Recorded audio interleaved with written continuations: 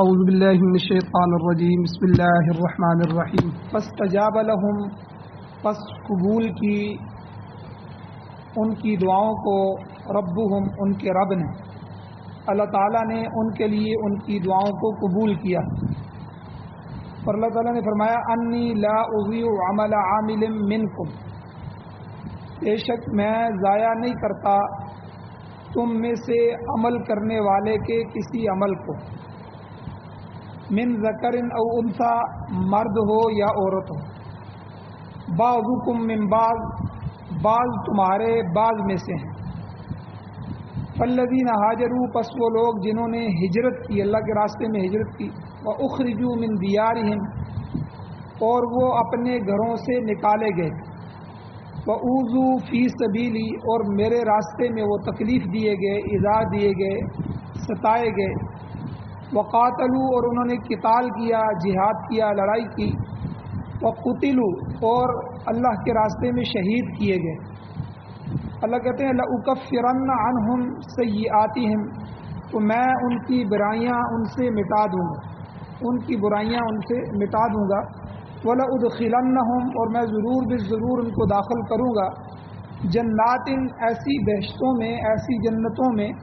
کہ تجری من تحتها الانہار، جن کے نیچے سے نہریں جاری ہوں گی، نہریں بہہ رہی ہوں گی، ثوابا من عند اللہ، یہ اللہ کی طرف سے بدلہ ہے، ثواب ہے، واللہ عنده حسن الثواب، اور اللہ تعالیٰ کے پاس جو بدلہ ہے وہ بہت ہی اچھا بدلہ ہے۔ سورہ آل عمران ہے، اس کی آیت نمبر 195 آپ کے سامنے تلاوت ہوئی، آپ نے ترجمہ سنا۔ اس کے درس کا پہلا حصہ کل گزر چکا ہے، جس میں خلاصہ یہ ہے کہ اللہ تعالیٰ فرماتے ہیں کہ کوئی بھی آدمی جو نیک عمل کرتا ہے، نیک کام کرتا ہے، تو میں کسی کے نیک عمل کو ضائع نہیں کرتا۔ کسی کی کوئی نیکی ہو وہ اللہ کے ہاں ضائع ہو جائے، اللہ اس کو نہ لکھیں یا بڑھا چڑھا کے اس کے اجر نہ دیں، ایسا نہیں ہو سکتا، بلکہ اللہ تعالیٰ اس کی نیکی کو، اس کے عمل کو بہت ہی اچھے طریقے سے وصول فرماتے ہیں۔ کیونکہ جب کوئی آدمی اللہ کی رضا کے لیے کوئی عمل کرتا ہے تو یہ بہت بڑی نیکی ہے، کیونکہ دنیا میں ریاکاری اور لوگوں کو دکھلاوا یہ عام ہو گیا ہے۔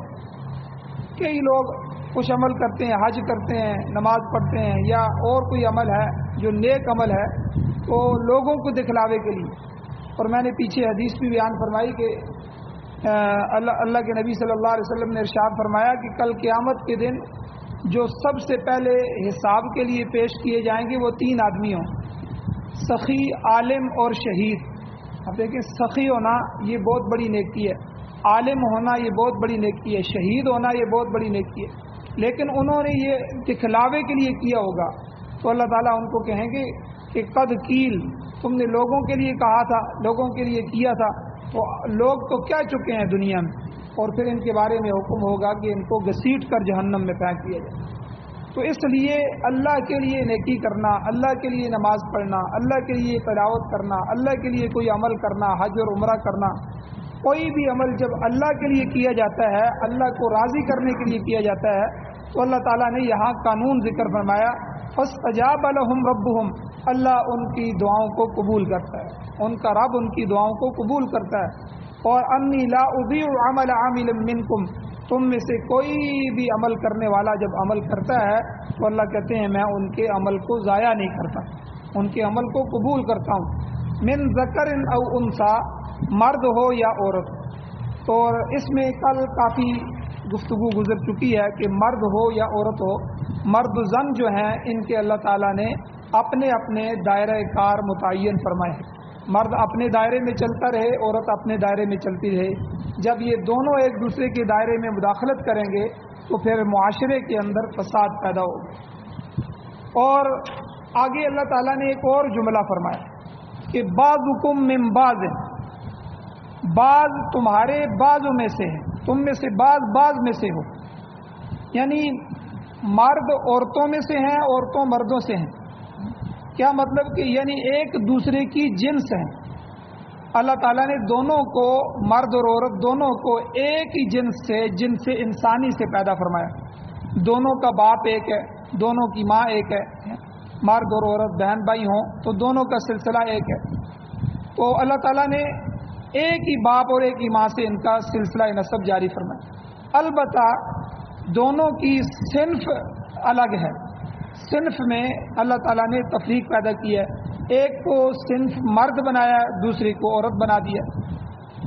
اور پھر دوسری بات کہ دونوں کے دائرۂ کار جو ہیں، کام کے جو دائرے ہیں وہ الگ الگ مقرر فرما دیے ہیں، اور پھر معاشرے کی جو ترقی ہے اور تہذیب ہے اس کا انحصار اپنے اپنے امور کی انجام دہی پر، اپنے اپنے کام کرنے پر۔ جب تک عورت اور مرد اپنے اپنے دائرے میں رہ کر اپنے اپنے فرائض انجام دیتے رہیں گے تو تمدن اور تہذیب اسی طرح رہے گی،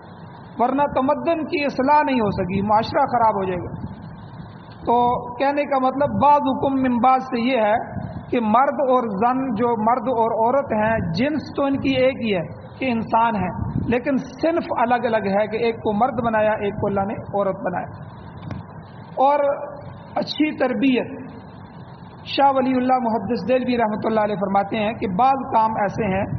جنہیں صرف عورتیں ہی انجام دے سکتی ہیں، عورتیں ہی ان کاموں کو کر سکتی ہیں، ان کے علاوہ نہیں کر سکتے۔ اللہ تعالیٰ نے عورتوں کا مزاج ہی ایسا بنا دیا ہے کہ تکلیف پر تکلیف اٹھانے کے باوجود وہ اولاد کی خزانت اور پرورش اور تربیت کرتی ہیں، یہ ان کی ذمہ دار ہے اور اسے خوشی سے انجام دیتی ہیں۔ بلکہ اکثر مشاہدے میں آتا ہے، ہم دیکھتے رہتے ہیں کہ اگر کسی وجہ سے بچے کی پیدائش کا سلسلہ شروع نہ ہو سکے، بچہ پیدا نہ ہو رہا ہو تو عورت بے چین ہو جاتی ہے، اور پھر جب پیدائش ہو جائے تو پیدائش کے بعد بچے کی پرورش، بچے کی دیکھ بھال، یہ عورت کی فطرت میں اللہ نے داخل کر دیا۔ تو یہ کام مرد انجام نہیں دے سکتا، کیونکہ اللہ نے اس کا دائرہ کار مختلف بنایا۔ عورتیں اگر دیندار ہیں اور سمجھدار ہیں اور اپنے کام کی بجا آوری کما حق انجام دے رہی ہیں تو ان کے تربیت یافتہ بچے ایک اچھی سوسائٹی، ایک اچھے معاشرے کی بنیاد رکھیں، اور اسی طرح جو تمدن پیدا ہوگا وہ تمدن بھی اعلیٰ درجے کا ہوگا۔ اور ڈاکٹر اقبال، علامہ اقبال مرحوم لکھتے ہیں، فارسی کا ایک شعر ہے کہ مادرت درس نخستین باتو داد غنچہ تو از نسیم و کشاد، یعنی اس کا ترجمہ یہ ہے کہ بچے کو سب سے پہلا جو درس ہے وہ ماں ہی دیتی ہے، ماں کی گود اس کا سب سے پہلا مدرسہ ہے۔ بچہ جو ہے وہ کلمہ طیبہ ماں کی گود سے ہی، ماں کی زبان سے سیکھتا ہے۔ گویا کہ ایمان کی دولت انسان کو ماں کے ذریعے نصیب ہوتی ہے۔ اچھی ماں کی اچھی تربیت انسان کی زندگی پر مثبت اثر ڈالتی ہے، اور اس کے برخلاف اگر ماں کی تربیت جو ہے وہ دینی نہ ہو، دینی احکام پر مشتمل نہ ہو تو اولاد بھی اسی طرح ہو۔ آپ دیکھیں حضرت شیخ عبد القادر جیلانی رحمۃ اللہ علیہ یا کوئی اور بزرگ اللہ والے تھے، وہ جب پیدا ہوئے تو ماں کی گود میں ہی قرآن پاک کا کافی حصہ پڑھنا سیکھتے تھے، اور کسی نے پوچھا تو وہ فرمانے لگے کہ میری والدہ جب میں حمل میں تھا، پیٹ میں تھا، تب بھی قرآن کی تلاوت کرتی تھی،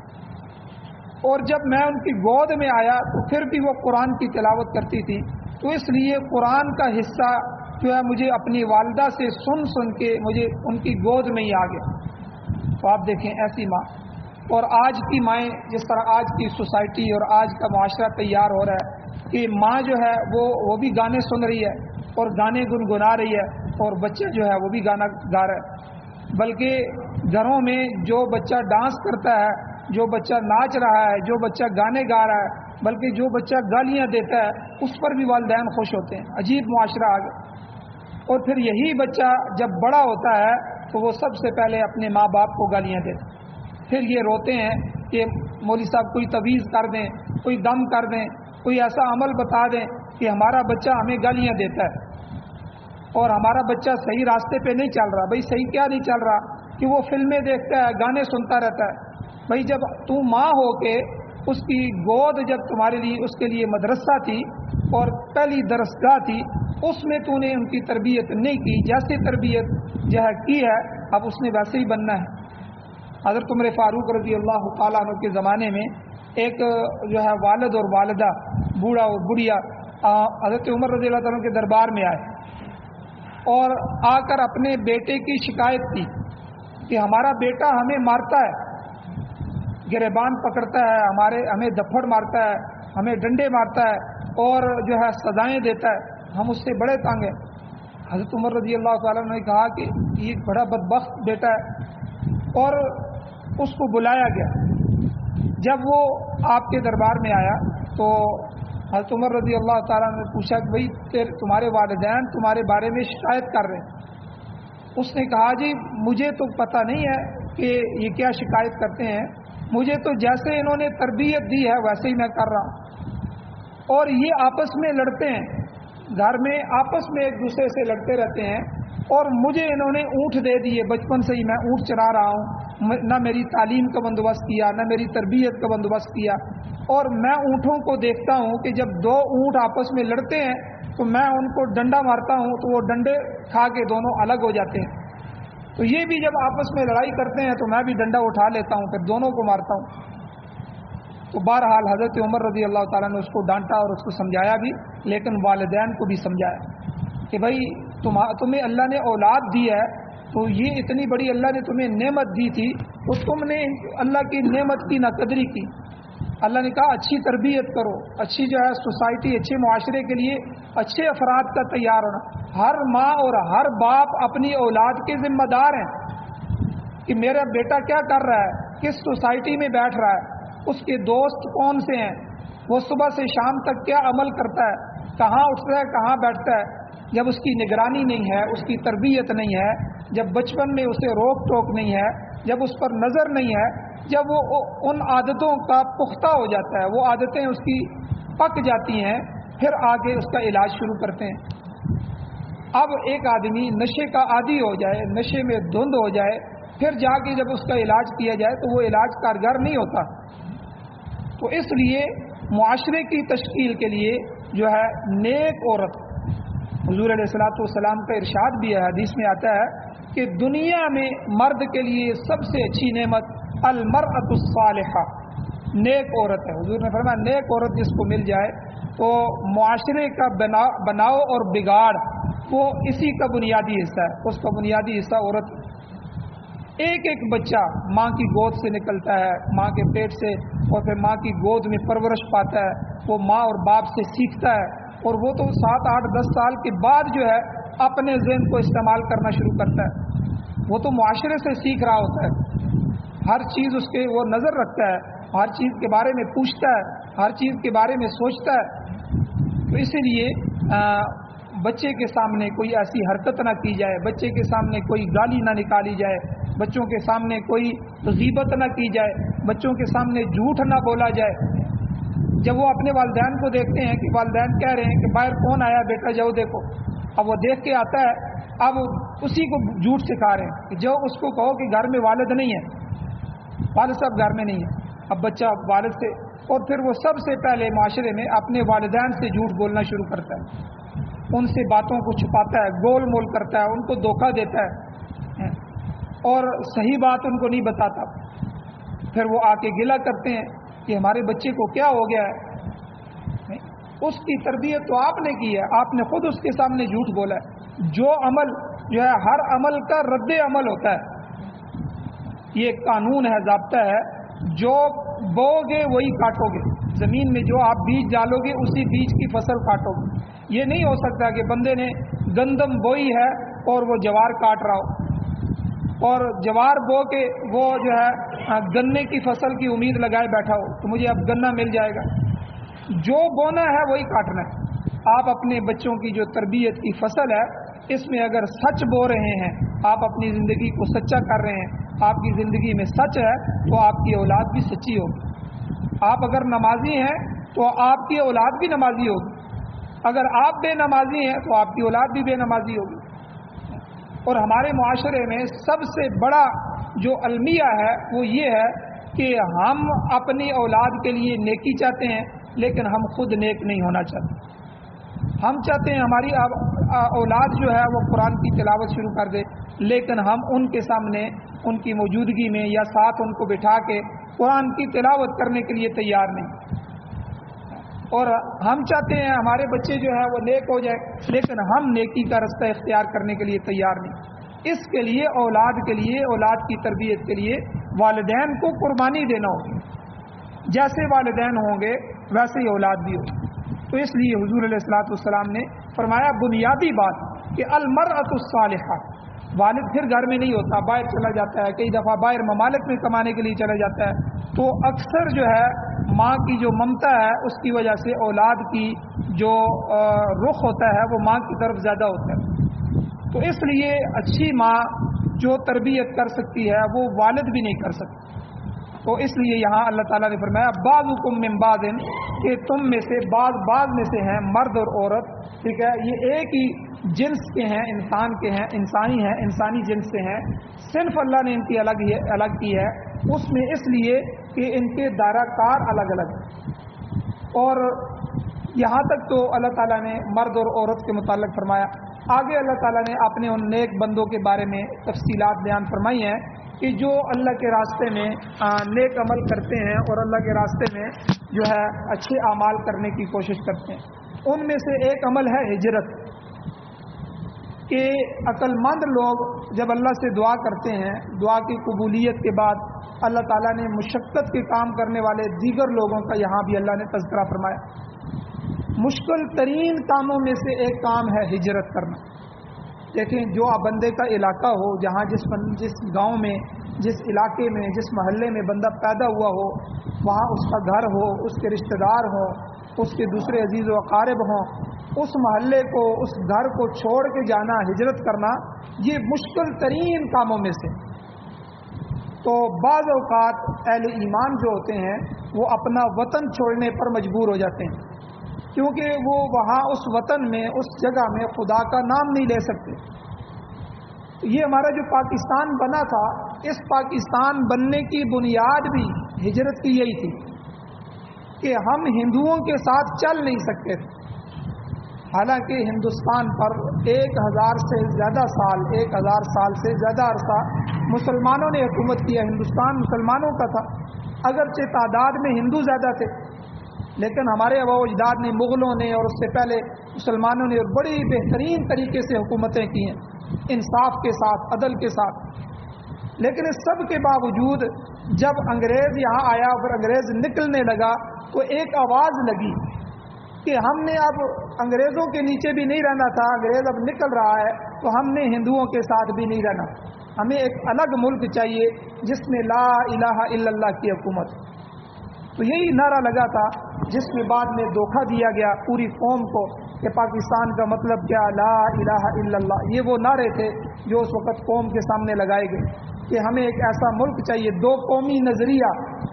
یہ دو قومی نظریہ پیش کیا گیا جو ابھی 8-10 سال پہلے تک کتابوں میں بچوں کو پڑھایا جاتا رہا تھا، اب وہ دو قومی نظریہ بھی کتابوں سے نکال دیا گیا،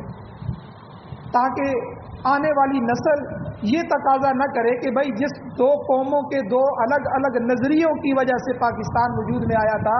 کہ ہم ہندوؤں کے نظریے پر نہیں رہ سکتے، ہمارا نظریہ، ہمارا عقیدہ، ہمارا دین، ہمارا اسلام اور شریعت الگ ہے، ہم اس کے لیے ایک الگ زمین چاہتے ہیں۔ تو یہ تم نے پاکستان کے ساتھ کیا کر دیا کہ پاکستان کو لا الہ الا اللہ کی بنیاد پہ حاصل کیا کہ قرآن و سنت کی اس میں حکومت ہوگی اور قرآن و سنت کا نظام ہوگا، اور پھر تم نے آ کر وہاں انگریز کا نظام جاری کر دیا۔ اب عدالتوں میں انگریز کا نظام، تعلیم انگریزی، اور اسی طرح ہمارے معاشرت میں معاشرت انگریزی، اور کاروبار اور تجارت میں تجارت انگریزی، اور اسی طرح عدالتوں میں جو قانون چل رہے ہیں وہی پرانے قانون، انگریز کے قانون چل رہے ہیں۔ تو ان سا وقت آئے گا کہ جب تم قرآن و سنت کو لاگو کرو گے، ہماری سزائیں، ہماری حدود اللہ جو ہے وہ اللہ کی حدوں کو سامنے رکھ کر بنائی جائیں گی۔ تو یہ وہ دھوکہ ہے جو پاکستان بننے کے ساتھ ہی اس امت کے ساتھ، اس قوم کے ساتھ کیا گیا۔ تو ہجرت جو ہے، ہمیں ہجرت کروائی گئی، لاکھوں انسان انہوں نے وہاں سے ہجرت کر کے پاکستان کی طرف آئے، اور اس ہجرت میں لاکھوں انسانوں کو ذبح کیا گیا۔ صرف وجہ یہ تھی، حالانکہ وہاں سے بنے بنائے گھر چھوڑ کے آنا اور اپنا ساز و سامان چھوڑ کے آنا اپنے گھروں کے اس طرح، اور پھر بالکل نہتے ہو کر جو ہے سواریاں بھی میسر نہیں تھیں، اور کئی 100 کلومیٹر فاصلے پیدل طے کر کے کئی دن کی مسافت سے، اور ہر لمحے ہر وقت خوف ہے کہ ہندو اور سکھ جو ہیں وہ آئیں گے ان کی ٹولیاں اور ہماری عزتیں لوٹ لیں گے اور ہمارے سامان چھین لیں گے، ہماری جان لے لیں گے، اور ہر جگہ جو ہے وہ ایک تماشا بنایا گیا، اور جو ہے کتنے شہداء کی لاشیں وہیں پڑی رہی۔ تو یہ پاکستان آسانی سے نہیں بنا، یہ تو ہجرتیں ہوئی ہیں، شہادتیں ہوئی ہیں، اور اس بنیاد پہ اس کو حاصل کیا گیا تھا۔ اللہ کا قانون ہوگا، اللہ کی حاکمیت ہوگی، اللہ کا دین یہاں نافذ ہوگا۔ تو بہرحال ہجرت جو ہے یہ سخت ترین امور میں سے، اپنا وطن چھوڑنا، اس پر مجبور کرنا کہ بعض اوقات جو ہے مال اور اہل و عیال کی قربانی دینی پڑتی ہے، پھر نئی جگہ پر جو ہے جب بندہ وہاں جاتا ہے، نئی جگہ جو ہے ماحول مختلف ہوتا ہے، آب و ہوا کی جو تبدیلی ہوتی ہے اس کی وجہ سے انسان طرح طرح کی بیماریوں کا شکار ہو جاتا ہے، اور زباندانی کا مسئلہ پیدا ہوتا ہے، زبان وہاں اپنی نہیں ہوتی، حسب خواہش جو ہے خوراک میسر نہیں ہوتی، جیسا یہاں اپنے ملک میں اپنے وطن میں رہ رہا تھا، دوسرے علاقے میں ایسی خوراک نہیں ہوتی۔ تو لہٰذا ہجرت کرنا یہ بڑی اذیت کا کام ہے، اذیت ناک کام ہے، مگر مجبوراً کرنا پڑتا ہے۔ تو اللہ تعالیٰ نے فرمایا کہ والذین ہاجروا، وہ لوگ جنہوں نے میرے راستے میں ہجرت کی، اور دوسرا اخرجوا من دیارہم، کہ جو اپنے گھروں سے زبردستی نکالے گئے، ان کے مال پر، ان کے اسباب پر قبضہ کر لیا گیا، بیوی بچوں کو روک لیا گیا، کتنی تکلیف دہ صورت ہے۔ آپ دیکھیں حضور علیہ الصلوۃ والسلام ہجرت کر کے گئے ہیں، اور حضور علیہ الصلوۃ والسلام کی جو بیٹیاں ہیں ان کو مکہ میں روک دیا گیا۔ حضرت زینب رضی اللہ تعالی عنہ جو ہے وہ کافی عرصے بعد ہجرت کرنے لگی، تو وہاں کے جو کافر تھے انہوں نے ان کو اونٹ سے گرا دیا، اور وہ حاملہ تھی اور گرنے کی وجہ سے زخمی ہوئی، اور پھر بچہ بھی ضائع ہو گیا۔ یعنی حضور علیہ السلام کو کتنی تکلیف دی گئی ہجرت پر۔ اور اسی طرح دوسرے صحابہ، ان کے بنے بنائے کاروبار اور بنے بنائے جو ان کے گھر تھے ان پر کافروں نے، مشرکین مکہ نے قبضہ کر لیا۔ تو یہ صحابہ کرام کو یہ جتنی بھی تکالیف برداشت کرنی پڑی، یہ جو ہے وہ دین کی وجہ سے، کہ اللہ کا دین یہاں ہم نام نہیں لے سکتے، مشرکین مکہ کی طرف سے تکلیفیں ہیں اور وہ دکھوں میں تکلیفوں میں رکھتے ہیں، اس لیے ہمیں ایک الگ وطن چاہیے۔ تو اللہ تعالیٰ نے مدینہ کی طرف ہجرت کرنے کا حکم دیا۔ اب مدینہ میں پہنچے تو مدینہ کا پہلا نام یثرب تھا، یثرب۔ تو یثرب کہتے ہیں وباؤں کا گھر، تو یعنی اس میں بیماریاں تھی، آب و ہوا مدینہ میں جا کے میسر نہیں آئی، بیمار رہنے لگے صحابہ کرام۔ تو پھر حضور علیہ الصلوۃ والسلام نے دعا فرمائی کہ اے اللہ اس کو مدینہ بنا دے، میرا شہر بنا دے، اور پھر اس برکت کی وجہ سے، حضور کی دعا کی وجہ سے، اے اللہ اس کی وباؤں کو آپ جو ہے باہر نکال دیں، اس کی وباؤں کو ختم کریں، اس کو صحت مند شہر بنا دیں۔ تو حضور علیہ السلام کی دعا کی وجہ سے آج مکہ اور مدینہ کی فضا سب سے زیادہ صحت مند ہے۔ وہاں کا پانی، وہاں کی خوراک جو ہے، یہ تو سائنس نے بھی ثابت کیا ہے کہ جو آب و ہوا، جو فضا مدینہ اور مکہ کی ہے وہ پوری دنیا میں کسی شہر کی نہیں۔ اللہ کے نبی صلی اللہ علیہ وسلم کی ہجرت کی برکت، لیکن پہلے کتنی مصیبت آئی کہ وہاں بیماریاں تھیں، آب و ہوا راست نہیں آ رہی تھی، سفر کی تکالیف برداشت کی۔ تو اسی لیے حضور علیہ الصلوۃ والسلام کا ارشاد ہے، حضور نے حدیث میں فرمایا شان الہجرت لشدید، ہجرت کا معاملہ بڑا مشکل ہے، جو شخص اس میں ثابت قدم ہو کر نکلے اس کے لیے اجر عظیم ہے، بہت بڑا اجر ہے۔ اور حضور علیہ الصلوۃ والسلام نے خود دعا بھی سکھلائی، دعا مانگی بھی، اللہم امضی لاصحابی ہجرتہم، اے اللہ میرے صحابہ کی ہجرت کو جاری فرما۔ اور پھر ایک مسئلہ یہ بھی سمجھ لیں، جب کوئی شخص دوسرے مقام پر ہجرت کر لیتا ہے تو اس کو واپس اپنے پہلے مقام پر آنے کی اجازت نہیں ہے۔ یہ اسلام کے لیے ہجرت کی بات ہو رہی ہے۔ جو لوگ مکہ مکرمہ سے ہجرت کر کے مدینہ منورہ چلے گئے تھے صحابہ اور حضور، تو وہ حج کے لیے بھی مکہ جب آتے تھے تو حج کے بعد 3 دن سے زیادہ ٹھہرنے کی اجازت نہیں تھی۔ وجہ یہ تھی کہ اس مقام پر فوت ہو کر دفن ہونا ٹھیک نہیں ہے، کیونکہ تم نے ہجرت کی ہے، اب تمہارا اصلی وطن وہ ہے، تم وہاں چلے جاؤ اور وہاں ہی تمہیں موت آنی ہے، وہیں دفن ہونا ہے۔ اور یہاں پر ایک مسئلہ اور بھی سمجھ لیا جائے کہ ہجرت وہی مقبول ہے جو کلمت اللہ کو بلند کرنے کے لیے ہو، اللہ کے دین کے لیے ہو۔ محض دنیا کے حصول کے لیے ہجرت، یہ شرعی ہجرت نہیں ہوگی، شریعت کی جو ہجرت ہے وہ نہیں ہوگی۔ اب صحیحین کی روایت ہے، صحیح بخاری اور صحیح مسلم کے اندر حدیث موجود ہے، حضرت عمر ابن خطاب رضی اللہ تعالیٰ عنہ سے روایت ہے، فرمایا کہ حضور نے فرمایا فمن كانت هجرته الى الله ورسوله فهجرته الى الله ورسوله، جس شخص کی ہجرت اللہ اور اس کے رسول کی طرف ہے تو اس کی ہجرت در حقیقت اللہ اور اس کے رسول کی طرف ہے۔ آج آپ دیکھیں کہ اسامہ بن لادن جو عرب سے ہجرت کر کے عرب مجاہدین آئے تھے، ان کو عرب سے نکال دیا گیا، کس وجہ سے؟ کہ وہ اسلام کے حامی تھے، کہ ہمارا نظام اسلامی ہونا چاہیے۔ اور جب امریکہ آ رہا تھا اس وقت تو انہوں نے مخالفت کی تھی کہ تم امریکہ کی وجہ کے ساتھ جو ہے اور یورپ کے ساتھ جو اپنے ملک کی حفاظت نہ کرو، بلکہ ہم مجاہدین اپنے ملک کی حفاظت کریں گے، اپنی فوج بناؤ اور اسلام کو نافذ کرو۔ اب جب وہ کام نہ ہو سکا تو پھر ان کو تنگ کیا گیا اور ان کے خلاف وارنٹ جاری کیے گئے، ان کو ہجرت پر مجبور کیا گیا۔ تو کتنے ہی سینکڑوں اور ہزاروں عرب مجاہدین وہاں سے ہجرت کر کے افغانستان میں آئے اور دوسرے ممالک میں آئے، پھر وہ اپنے وطن واپس نہیں جا سکے۔ تو یہ دین کے لیے ہجرت ہے۔ تو حضور نے کیا فرمایا کہ فمن كانت هجرته الى الله ورسوله فهجرته الى الله ورسوله، کہ جس شخص کی ہجرت اللہ اور اس کے رسول کے لیے ہے تو اس کی ہجرت در حقیقت اللہ اور اس کے رسول کے لیے۔ اور دوسری بات حضور نے فرمایا ومن كانت هجرته الى دنیا يصيبها او امرأة يتزوجها فهجرته الى ما هاجر الیہ، جو کسی دنیاوی غرض کے لیے ہجرت کرتا ہے، جیسے آج کوئی سعودیہ چلا جائے، 2 سال 3 سال وہ واپس نہیں آتے، یہ بھی تو ایک ہجرت ہے، گھر کو چھوڑ کے جانا۔ یا کئی لوگ اپنے فیملیوں سمیت جا کر یورپ میں رہتے ہیں، تو یہ بھی تو ہجرت ہے، اپنے گھروں کو چھوڑ دیا، وہاں جا کے وہاں گھر لے لیے، وہیں رہ رہے ہیں۔ تو یہ ہجرت شرعی ہجرت نہیں ہوگی، یہ ہجرت دنیا کمانے کے لیے، تو یہ اللہ کے ہاں اس پر کوئی ثواب نہیں ہے۔ اور دوسری بات حضور نے فرمایا اب امرأۃ یتزوجها، یا کسی عورت سے نکاح کرنے کے لیے ہجرت کرتا ہے تو اس کی ہجرت جو ہے اس کے مطلوبہ مقصد کے لیے ہوگی، اللہ کے ہاں اس کا کوئی اجر نہیں ہوگا۔ اللہ کے ہاں اس ہجرت کا اجر ہے جو اللہ اور اس کے رسول کے لیے ہو، اللہ اور اس کے رسول کے لائے ہوئے دین اور شریعت کے لیے۔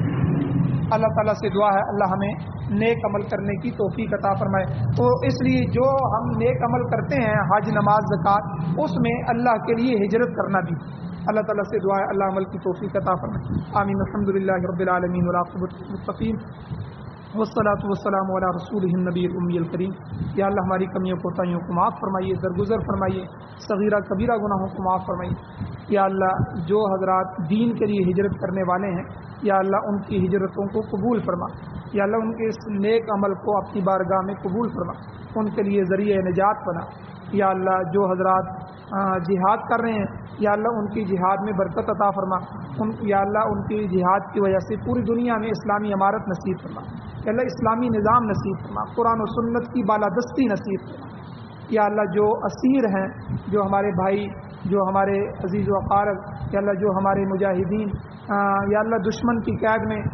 قیدی ہیں، یا اللہ ان کو باعزت باوقار رہائی نصیب فرما۔ یا اللہ ہمیں قرآن و سنت کی اس خدمت پر ثابت قدم فرما۔ یا اللہ اپنے ساتھ جوڑے رکھ، اپنی نوکری نصیب فرما۔ یا اللہ لوگ حکومتوں کی نوکریوں پر خوش ہوتے ہیں، یا اللہ ہم آپ کی نوکری پر خوش ہیں، ہماری اولادوں اور نسلوں کو بھی قرآن کا حافظ، قاری، عالم، مفتی، مجاہد، غازی، شہید اور دین کا داعی بنا۔ یا اللہ ان سے دین کا کام لے، یا اللہ قرآن و سنت کا کام لے۔ یا اللہ دنیا جو آپ نے مقدر میں لکھی ہے وہ مل کے رہے گی۔ یا اللہ نہ ہم دنیا کے لیے پیدا ہوئے ہیں، نہ دنیا ہمارا مطلوب ہے۔ یا اللہ آپ راضی ہو جائیے، اپنا نظام نصیب فرمائیے، اس نظام کے لیے محنت اور مشقت اور مجاہدہ نصیب فرمائیے۔ یا اللہ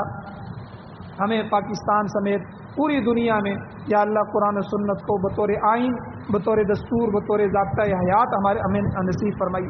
یا اللہ جو بیمار ہیں ان کو شفا عطا فرمائیے، جو مقروض ہیں ان کے قرضوں کے پورا کرنے کے اسباب پیدا فرمائیے، جو پریشان حال ہیں ان کی پریشانیوں کو دور فرمائیے۔ یا اللہ جو حضرات ایمان کی حالت سے اس دنیا کو چھوڑ چکے ہیں، اس دنیا سے جا چکے ہیں، یا اللہ ان سب کی بخشش فرمائیے۔ صلی اللہ تعالیٰ علی خیر خلقہ محمد و آلہ و اصحابہ اجمعین۔